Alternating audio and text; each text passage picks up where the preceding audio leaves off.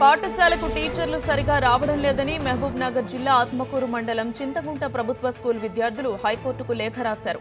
విద్యార్థుల లేఖను సుమోటోగా స్వీకరించిన హైకోర్టు డీఈఓను వివరణ కోరింది. విధులకు హాజరు కాని టీచర్లను తక్షణమే సస్పెండ్ చేయాలని ఆదేశించింది.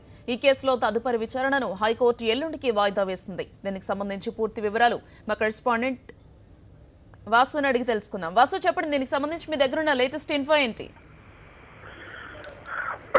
గౌతమి మహబూబ్ నగర్ జిల్లాకు సంబంధించి కూడా దాదాపు 7 మండలాలకు సంబంధించినటువంటి విద్యార్థులు తమ జెడ్పీహెచ్ఎస్ హై స్కూల్ తో పాటు ప్రాథమిక పాఠశాలకు సంబంధించిన విద్యార్థులు కూడా తమ ఏదైతే ఉపాధ్యాయుల కొత్తకు సంబంధించి కూడా హైకోర్టుకు లేఖ రాశారు. దాదాపు ఒక్కొక్క పాఠశాలకు సంబంధించి కూడా 200 నుంచి 300 మంది విద్యార్థులు ఉన్నటువంటి పాఠశాలకు ఒక్క టీచర్ కూడా లేనటువంటి స్కూల్ సంబంధించి కూడా 200 మంది 350 మందితో కూడినటువంటి ఒక లేఖ దాదాపు 10కి పైగా లేఖలు కూడా హైకోర్టుకు అందాయి. దీనిపైన కోర్టు జర సీరియస్ గా స్పందించింది.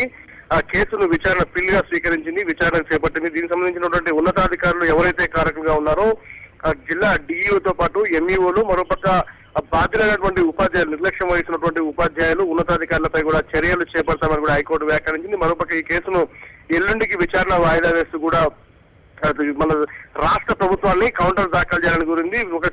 ఏదైతే సంబంధిత అధికారులపై కూడా చర్యలు తీసుకుని తమ చిత్తశుద్ధి నిరూపించుకోవాలని కూడా ఏదైతే విద్యాశాఖ కూడా ఆదేశాలు జారీ చేసింది. ఇక ఆత్మకూరు, చింతకుంట, గట్టు మండలాలకు సంబంధించి దాదాపు 7 మండలాలకు సంబంధించినటువంటి అనేక మంది పాఠశాల విద్యార్థులంతా కూడా ఒక మహబూబ్నగర్ జిల్లాకు సంబంధించినటువంటి వేలాది మంది విద్యార్థులు కూడా ఈ లేఖలు హైకోర్టుకు సమర్పించడం జరిగింది. ఈ నేపథ్యంలో హైకోర్టు దీనిపైన చాలా ఘాటు వ్యాఖ్యలు చేసింది. ప్రభుత్వాన్ని కూడా ఎల్లుండికి కౌంటర్ దాఖలు చేయాలని కోరింది, పూర్తి స్థాయి నివేదిక ఇవ్వాలని కోరింది. అవసరమైతే జిల్లా అధికారులు డిఈఓ స్థాయి నుంచి ఎంఈఓ స్థాయి అధికారుల వరకు కూడా చర్యలు తీసుకోవాలని కూడా వ్యాఖ్యానించిన నేపథ్యంలో ఇక తదుపరి విచారణ ఏ విధంగా ఉండబోతుందో చూడాల్సి ఉంది. ఇక ఈ పాఠశాల విద్యార్థుల లేఖ ఈ విధంగా హైకోర్టు తీసుకోవడం అంటే పాఠశాల విద్యార్థులు ఈ లేఖ రాయడం కూడా సంచలనం కలిగిస్తుంది. Gautami, thank you Vasu, thank you for the updates.